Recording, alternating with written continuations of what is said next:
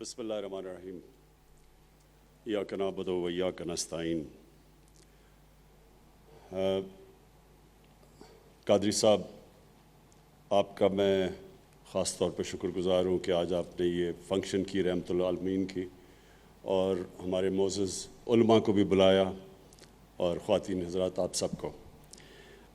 میرے لیے اس فنکشن کی بڑی اہمیت ہے اور میں یہ امید رکھتا ہوں کہ انشاءاللہ آنے والے دنوں میں، سالوں میں، یہ ایک بہت بڑی ایک انٹرنیشنل لیول کی یہ ہم ہر سال رحمت العالمین فنکشن کریں گے، جس میں اس آئیڈیا کو ڈیولپ کریں گے، دنیا تک لے کے جائیں گے کہ میں یہ سمجھتا ہوں کہ ہمارے اپنے ملک میں بھی لوگوں کو پوری طرح اور خاص طور پہ ہمارے نوجوانوں کو پوری طرح سمجھ نہیں ہے کہ ہمارے نبی صلی اللہ علیہ وسلم کی کیا حیثیت تھی۔ لوگوں کو نہیں اس کی پوری طرح سمجھ، اور میں اس عمر میں بھی نئی نئی چیزیں ان کے متعلق سمجھتا ہوں جو مجھے پہلے نہیں سمجھ تھی، کیونکہ اللہ نے جب ہمیں حکم دیا قرآن میں کہ ان کی سنت پہ چلو، ان کی زندگی سے سیکھو، تو وہ اللہ ہمارے لیے کہہ رہا تھا، کیونکہ اللہ تو خود کفیل ہے، ہم تو اللہ کو کوئی فائدہ نہیں پہنچا سکتے۔ سارا جو قرآن کے اندر اللہ کا پیغام ہے وہ انسانیت کی بہتری کے لیے، تو وہ ہماری بہتری کے لیے کہتے ہیں کہ ان کی زندگی سے سیکھو، کیونکہ ان کی طرح کا نہ کوئی عظیم انسان آیا ہے، یہ نہ آ سکتا ہے۔ کسی نے وہ اچیو نہیں کیا دنیا میں جو ایک انسان نے کیا، چاہے آپ مسلمان ہو، مسلمان یعنی اسلام کو مانے یا نہ مانے، جو اچیومنٹ ایک انسان ہمارے نبی صلی اللہ علیہ وسلم کی ہے وہ کوئی دنیا میں انسان نے نہیں کی اور نہ کر سکتا ہے۔ اس کے اوپر مغرب میں بڑی کتابیں لکھی ہوئی ہیں، ایک ہے مائیکل ہارٹ یا کہ 100 گریٹسٹ مین، اس میں نمبر 1 100 گریٹسٹ مین میں نمبر 1 وہ ان کو کیوں کہتے ہیں کہ وہ سب سے گریٹسٹ انسان تھے؟ کیونکہ کسی نے وہ چیز کی نہیں۔ جو اچیومنٹس ایک انسان نے کی تھی وہ دنیا کی تاریخ کا حصہ ہے، اور جتنی آپ ان کی زندگی کے اوپر پڑھتے جائیں گے آپ ریئلائز کریں گے کہ وہ کتنا بڑا ان کا مقام تھا اور اس سے ہم کیا سیکھ سکتے ہیں۔ اس لیے اللہ نے ہمیں حکم دیا تھا۔ تو ایک تو میں پہلے شروع کروں یہ ماحولیات پہ، تو ان کی ایک حدیث تھی کہ اس دنیا اگلی دنیا کے لیے اس طرح رہو کہ آپ نے کل مر جانا ہے، لیکن اس دنیا کے لیے اس طرح رہو کہ آپ نے 1000 سال زندہ رہنا ہے۔ اب جتنی بھی آپ اس کی گہرائی میں جائیں گے آپ کو سمجھ آئے گی کہ آج دنیا کے مسئلے مسائل اسی چیز میں پھنسے ہوئے ہیں کہ ہم نے آگے کا سوچا ہی نہیں۔ یعنی ہم دنیا میں اس طرح رہے کہ ہمارے بعد ہماری آنے والی نسلوں کی ہم نے فکر ہی نہیں کی۔ یہ جو کلائمیٹ چینج ہے، موسم کی تبدیلی ہے، یہ کیوں ہو رہی ہے؟ کیونکہ انسان دنیا میں اس طرح نہیں رہ رہا کہ وہ سوچو کہ آنے والی نسلوں کو کس طرح کی ہم نے دنیا دینی ہے۔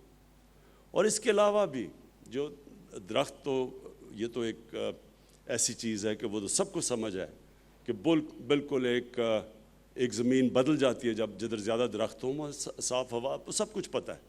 لیکن اس کے علاوہ یہ جو گلوبل وارمنگ ہے، جو موسم گرم ہو رہا ہے، اس کے جو اثرات ہیں وہ تو بہت برے اثرات ہیں، خاص طور پہ ہمارے اس خطے کے لیے، کیونکہ ہمارا دریاؤں میں پانی آتا ہے گلیشیئر سے، اور جیسے جیسے موسم گرم ہوتا جائے گا گلیشیئرز پگھلتے جائیں گے، تو آگے اگر اسی طرح چلتا رہا تو آگے ایسا ٹائم آئے گا کہ ہمارا بہت کم ہو جائے گا۔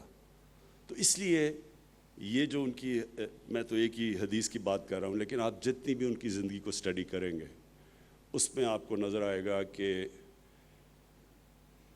ایک انسان جو اللہ نے بھیجا تھا اس نے ساری دنیا کو کیسے تبدیل کیا، اس کے اندر کیا کوالٹیز تھی، ان کا کیریکٹر کیا تھا، ان کو دیکھ دیکھ کے لوگ لیڈر بن گئے۔ ایک انگریزی کی کتاب ہے دی عرب کانکویسٹ، اس کے اندر وہ یہ بتاتے ہیں کہ جب وہ اس زمین سے پردہ کر گئے تو کبھی بھی اتنے تھوڑے وقت میں اتنے عظیم انسان دنیا میں نہیں آئے. جو اٹھتا تھا وہ ایک عظیم انسان بن جاتا تھا، کیونکہ وہ ان کو دیکھ کے لوگ لیڈر بن گئے. حضرت عمر نے جب فیصلہ کیا کہ خالد بن ولید کو سپہ سالار سے ہٹانے کا، آپ سوچیں خالد بن ولید جیسا کوئی دنیا میں سپہ سالار آیا ہی نہیں، وہ کوئی جنگ ہی نہیں ہارے، اور وہ جو جنگ جیتتے تھے، جو خاص طور پہ جو رومنز کے اگینسٹ وہ جیتے، جو بیزنٹائن ایمپائر تھا، وہ ایک دنیا کی کلاسک جنگ ہے کہ تھوڑے سے لوگ، ان کے ہتھیار بھی بہتر، لوگ بھی زیادہ، سپر پاور بھی، تو وہ ایک جینیس تھے، ملٹری جینیس تھے. اس کے باوجود حضرت عمر نے انہیں کہا، ان کو ہٹا دیا سپہ سالار ہونے سے. اور حضرت عمر نے یہ کہا کہ میں یہ دنیا کو بتانا چاہتا ہوں کہ اگر ہم سب سے بہترین بھی دنیا کا سپہ سالار ہٹا دیں، لیکن ایمان کی اتنی قوت ہے کہ جو بھی آئے گا وہ جیتے گا، اور جیتے لوگ. جو بھی آیا وہ ایک لیڈر بن گیا، اور وہ بڑے بڑے جنرلز بن گئے. تو ان کی زندگی سے سیکھنا، کیا ان کی صفتیں تھیں، کس طرح انہوں نے مائنورٹیز، اقلیتوں سے کس طرح وہ ڈیل کیا، باقی مذہبوں سے وہ کیسے ڈیل کیا، غلاموں سے کیسے ڈیل کیا، اپنی خواتین سے کیسے ڈیل کیا، یہ ساری چیزیں، ہر چیز میں انقلاب تھا. اور ان کا جو آخری خطبہ تھا، آج آپ یونائٹڈ نیشنز کا چارٹر پڑھ لیں، اس سے ملتا ہے بالکل. یعنی وہ ہمیشہ کے لیے ان کی باتیں تھیں، اور وہ ہمیشہ کے لیے انسانیت کی بہتری کے لیے تھیں. تو اس لیے ہم نے فیصلہ کیا ہے کہ 7، 8 اور 9 کلاسز میں، ہر اسکول میں پاکستان میں ہم یہ قانون پاس کریں گے کہ 7، 8 اور 9 کلاس میں ان کی زندگی بچوں کو پڑھائی جائے.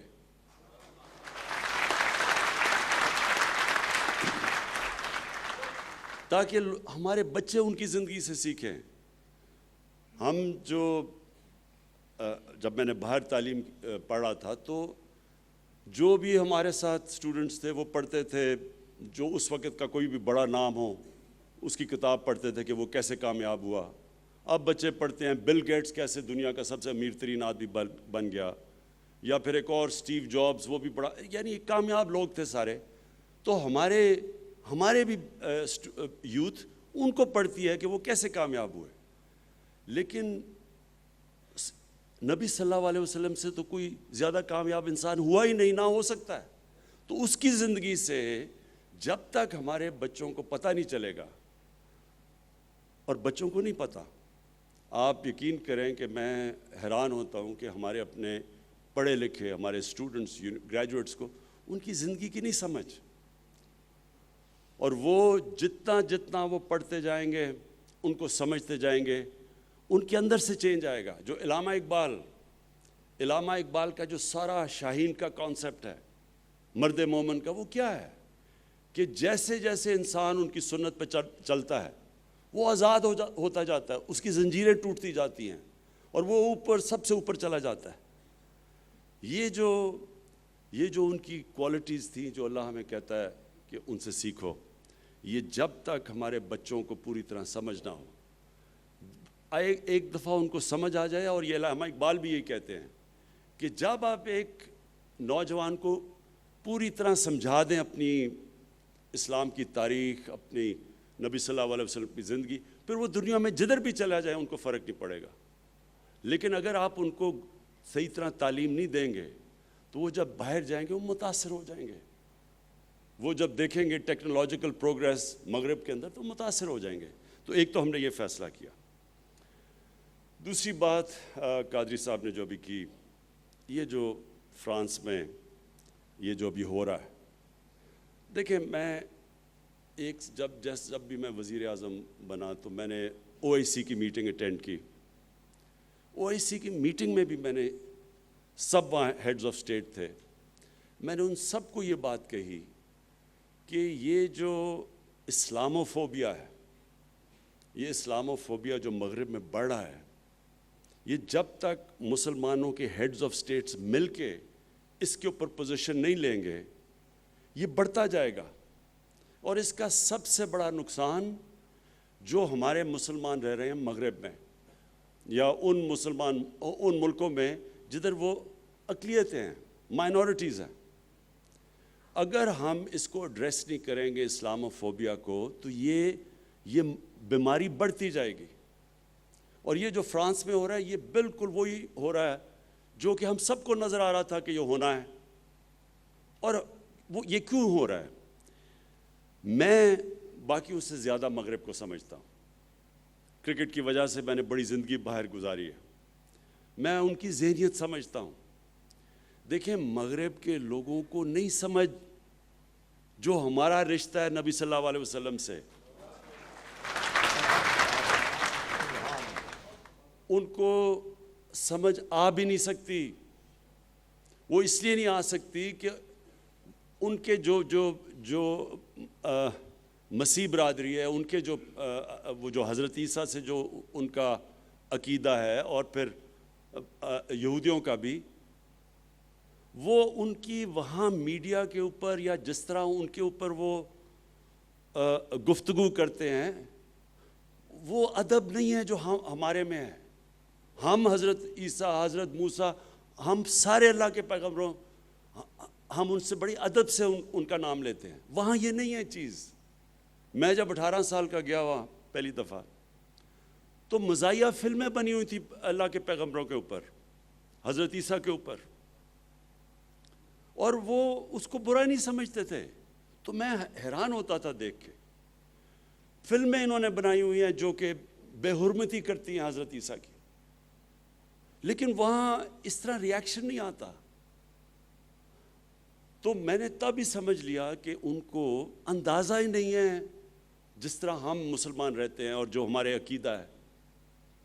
اس لیے ہوا کیا، پہلا ایک سلمان رشدی نے آج سے 30 سال پہلے کتاب لکھی، مسلمان دنیا میں بالکل ٹھیک جائز شور میں چاہ.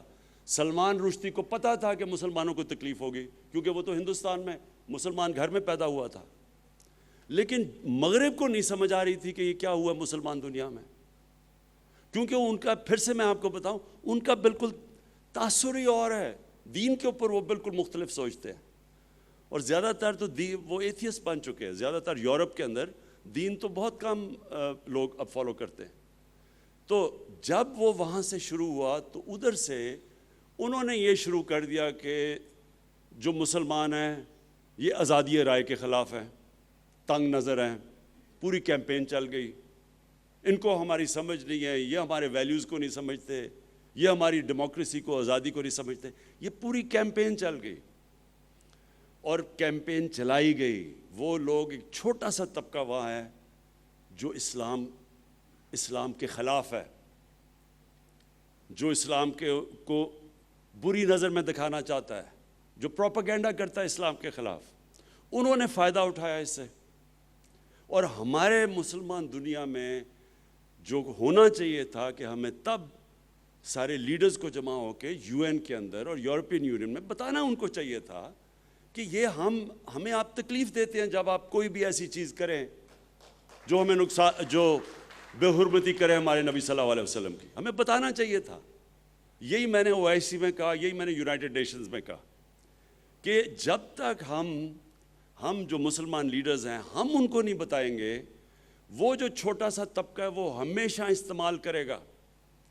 یہ جو انہوں نے کارٹون، یہ جو چارلی ہیبڈو کے کارٹونز تھے، یہ اس کے پیچھے کوئی چھوٹا سا طبقہ، اس کو پتہ تھا کہ مسلمانوں کا ریئیکشن آئے گا اور اس سے پھر مسلمانوں کے خلاف پوری کیمپین چلتی ہے.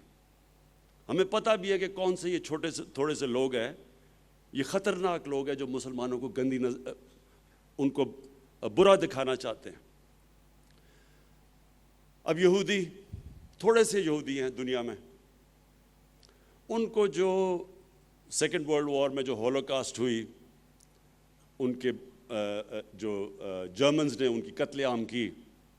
اب جو ہولوکاسٹ ہے وہ ظاہر ہے کہ یہودی ساری کمیونٹی کو بڑی تکلیف دیتی ہے، لیکن یہودی کمیونٹی ہیں تھوڑے سے، لیکن وہ اتنے منظم ہیں، میڈیا میں اتنے طاقتور ہیں کہ انہوں نے ایسا مغرب کے اندر انہوں نے ایسا کسی بھی میڈیا پولیٹیشین کسی کی جرت نہیں ہے کہ ہولوکاسٹ کے خلاف کسی قسم کی بات کر سکے، بلکہ 4 ایسے یورپین شہر ہیں وہاں وہ جیلوں میں ڈال دیتے ہیں کہ اگر آپ صرف یہی کہیں کہ اگر وہ کہتے ہیں 60 لاکھ مرے تھے ہولوکاسٹ میں، اگر آپ کہیں نہیں جی 60 لاکھ نہیں 20 لاکھ، جیل میں ڈال دیتے ہیں وہاں، آسٹریا 4 ملک ہیں ایسے۔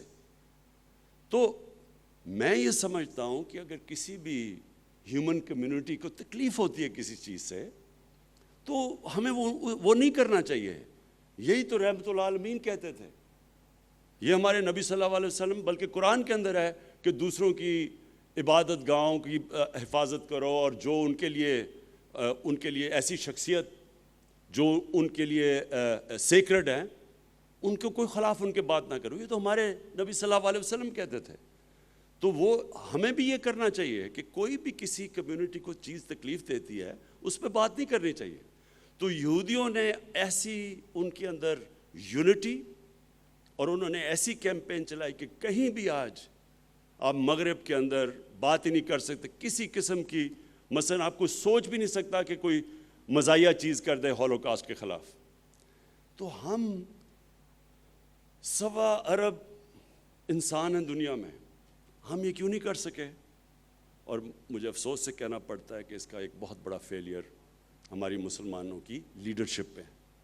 انشاءاللہ ہم پوری کوشش کریں گے، میں اپنی پوری کیمپین کروں گا، میں باقی لیڈر سے رابطے کروں گا، اور میں آپ کو یقین دلاتا ہوں کہ اگر ہم سب مل کے ان کو یہ سمجھا دیں کہ ہمارے لیے ہمارے کتنے مسلمان پچھلے 30 سال میں شہید ہوئے ہیں، لاکھوں، بلکہ کتنے، افغانستان دیکھ لیں، سیریا دیکھ لیں، عراق دیکھ لیں، جتنا مسلمانوں کا خون ہوا ہے پچھلے 30 سالوں میں، اور اس کی ہمیں تکلیف ہے، لیکن کوئی تکلیف مقابلہ نہیں کر سکتی جب ہمارے نبی صلی اللہ علیہ وسلم کے خلاف کوئی بھی ان کی بے حرمتی کرتا ہے، کوئی اس کا مقابلہ نہیں کرتا۔ اور یہ ہمیں ان کو سمجھانا چاہیے، ان کو نہیں سمجھ ابھی تک۔ اور میں یہ سمجھتا ہوں کہ ہم انشاءاللہ پاکستان اس میں لیڈ لے گا۔ میں ابھی بھی بات کروں گا، میں نے لیٹر سب کو بھیجے ہیں، میں بات بھی کروں گا، اور مجھے یہ یقین ہے کہ یہ ہم ان کو سمجھا سکیں گے اس چیز کا۔ کیونکہ دیکھیں ہم تو یہاں بیٹھے ہمیں تو نہیں نقصان ہوتا، لیکن جو لاکھوں مسلمان مغربی ملکوں میں رہ رہے ہیں، جو جب اس طرح کا انسیڈنٹ ہوتا ہے ان کی زندگی عذاب میں آ جاتی ہے، مسجدوں کے اوپر اٹیک شروع ہو جاتے ہیں، ان کو جو نوکریاں کر رہے ہیں کہ وہ نوکریوں سے نکال دیتے ہیں، چلتے چلتے لوگ ان کو مارتے ہیں، اور خواتین جب پہنتی ہیں نقاب پہنتی ہے ان کو سڑکوں پہ برا بھلا کہتے ہیں، اسلاموفوبیا بڑھ جاتا ہے، تو ان کی زندگی عذاب میں پڑ جاتی ہے۔ اس لیے ضروری ہے کہ ہم سارے مسلمانوں کے ہیڈز آف اسٹیٹ، مغربی لیڈرز کو، یورپین یونین کو، یونائٹڈ نیشنز کو، ان سب کو سمجھائیں کہ دیکھیں ہم بھی فریڈم آف سپیچ میں مانتے ہیں، لیکن فریڈم آف سپیچ کی لمٹ ہے۔ آپ کسی کو تکلیف نہیں پہنچا سکتے اس کے نام پہ، اور خاص طور پہ یہ جو جب آپ کارٹون بناتے ہیں تو یہ فریڈم آف سپیچ نہیں ہے، یہ تو جان کے ایک پوری 1.25 ارب مسلمانوں کو تکلیف پہنچانا ہے۔ میں پھر سے قادری صاحب آپ کو مبارک دیتا ہوں، خراج تحسین پیش کرتا ہوں۔ میں آپ سب کو یہاں آنے کا خوش آمدید کہتا ہوں، اور آخر میں یہ چیز کہتا ہوں کہ دیکھیں پاکستان ایک مقصد کے لیے بنا تھا، یہ ایک ملک خاص مقصد کے لیے بنا تھا۔ اس میں اگر آپ علامہ اقبال جو ہمارے نظریاتی لیڈر تھے ان کا سارا کلام پڑھیں تو وہ آپ کو پتہ چل جائے گا کہ اس پہ ہم نے ایک مدینہ کے ریاست کے اوپر، ان کے اصولوں کے اوپر ایک اسٹیٹ کھڑی کرنی تھی۔